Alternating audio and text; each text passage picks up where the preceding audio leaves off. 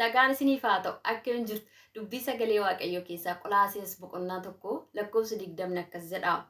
Waaqayyo wanta hundumaa karaa isaa ofitti araarse. Dhiiga Kiristoos isa fannoo irratti dhangala'eenis lafa irratti Waaqa irrattis nagaa buuseeraadha. Maqaan Waaqayyoo bara baraan kan eebbifame haa ta'u.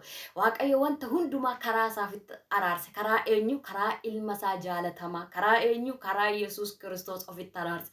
Karaa eenyutiin araarri hin jiru? Karaa eenyutiin fayyinni hin jiru?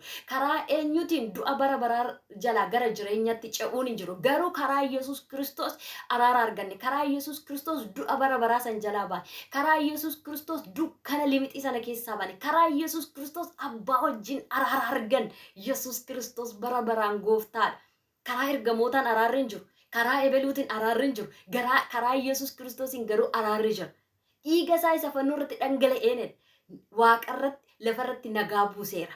Dhiigni eenyu nagaa kan buuse hin jiru hagammaanii dhaga'een beeku. Dhiigni Yesuus garuu Waaqa irratti lafa irratti nagaa buuseera. Dhiiga falmu, dhiiga fayyisuu danda'u, dhiiga jireenya laata, dhiiga cubbuu dhiquu danda'u, dhiiga Yesuus Kiristoos.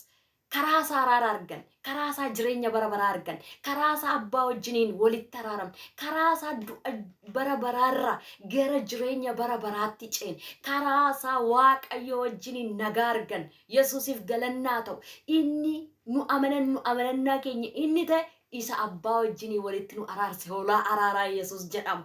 Maqaan isaa kan eebbifame haa ta'u. Guyyaa gaarii qabaadhaa.